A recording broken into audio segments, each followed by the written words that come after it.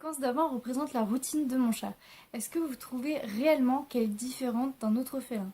Moi, je trouve que c'est assez similaire et qu'il n'y a pas grand changement. Aujourd'hui, nous allons parler du fait d'avoir un vieux chat, de ce qui peut faire peur à l'être humain parce qu'il y a beaucoup de choses, je pense, qui freinent à l'adoption d'un vieux chat. J'ai envie d'en discuter, c'est un sujet qui me tient à cœur tout simplement parce que depuis que j'ai adopté ma vieille Minette de 17 ans, je me rends compte quand même maintenant qu'il y a beaucoup d'inégalités et de sélection et justement j'aimerais faire changer les choses ou du moins apporter un nouveau regard sur la vieillesse des chats, sur les vieux chats et montrer qu'il y a aussi des points positifs, que tout n'est pas négatif et que finalement un chat reste un chat. Dans la vie d'un chat, il faudra automatiquement passer par la case vétérinaire et je sais que les frais de vétérinaire pour un vieux chat peuvent faire peur. Effectivement, chez un vieux chat, et là je fais une généralité, il y a des chats qui vont être vieux, qui vont pas forcément être malades. Mais pour les chats qui sont vieux et qui sont malades, effectivement, oui, il va y avoir un coût à ça. Donc effectivement, si vous avez des problèmes d'argent que vous n'avez pas assez pour soigner un vieil animal, personne ne vous en voudra de ne pas adopter de vieil animal. Hein.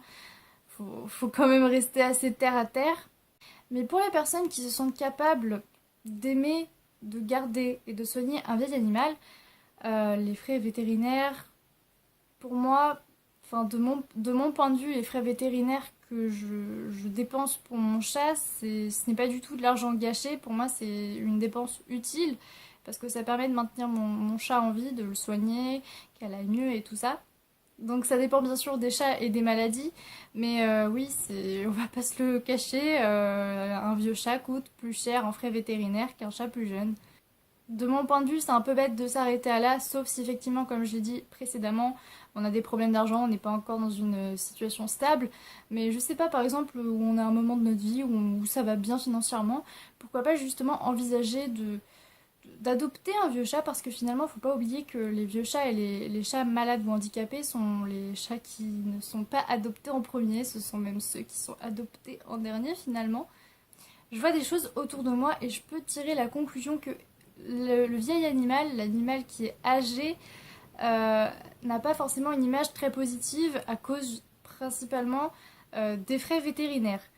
J'aimerais faire une petite comparaison. Pour moi, un animal, c'est l'égalité de l'homme. C'est-à-dire qu'un vieil animal, il faudra l'emmener chez le vétérinaire, ça va coûter de l'argent. Mais je me dis que nous, êtres humains, nous aussi on va vieillir, nous aussi on va être malade, nous aussi on va devoir se soigner et on va devoir payer. Vous allez me dire, pas toujours. Oui, pas toujours, c'est vrai. Mais au final, on va vivre le même chemin qu'un vieux chat. C'est-à-dire qu'on va tomber malade, il faudra qu'on se soigne, on va vieillir et on va mourir. J'ai donc aucune envie de m'arrêter à l'âge d'un chat, à la maladie d'un chat, parce que je me dis que finalement, je serai exactement pareil dans quelques années. Je serai aussi malade, je serai vieille. Voilà. Donc oui, les frais vétérinaires sont plus coûteux que pour un chat en pleine forme. Mais je me dis que si on a les moyens et qu'on a envie d'adopter un chat, je me dis pourquoi pas s'orienter vers un vieux chat ou un chat qui est malade ou handicapé. Parce qu'il ne faut pas oublier ces petites créatures qui sont finalement un petit peu en retrait par rapport aux chatons et aux jeunes chats en pleine forme. Ensuite, nous allons parler des médicaments et plus précisément de la prise de médicaments parce que je sais que ça peut faire chier beaucoup de personnes de devoir administrer un médicament à un chat parce qu'il faut faire ci, il faut le maintenir, il faut faire ci, Je suis bien d'accord avec ça, mais je me dis encore une fois, si on compare les choses, si on est capable de donner un médicament à son enfant, on est capable d'en donner à son animal, et si on est capable de se donner nous-mêmes un médicament, on est capable de le faire à son animal. Il faut juste un petit peu de volonté et un petit peu de temps, parce que oui, un animal, ça se débat.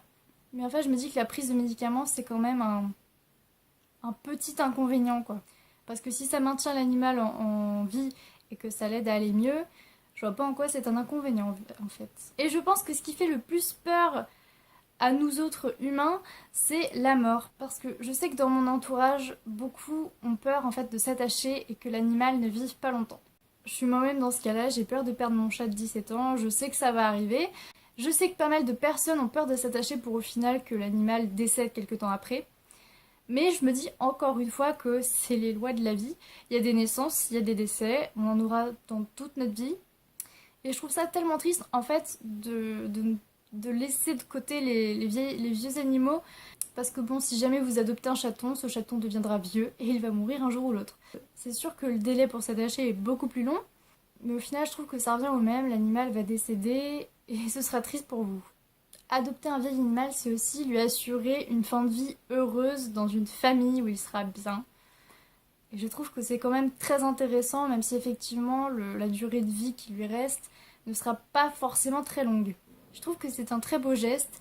Par exemple, mon chat donc, qui a 17 ans, je ne sais pas du tout quand elle va partir, mais il y a une chose dont je serais toujours fière, c'est de ne pas avoir regardé son âge, c'est d'avoir dit tu viens avec moi parce que sinon je ne sais pas ce qui va devenir de toi, je ne sais pas ce que tu vas devenir et j'ai aucune envie qu'il t'arrive malheur, donc tu vas venir avec moi.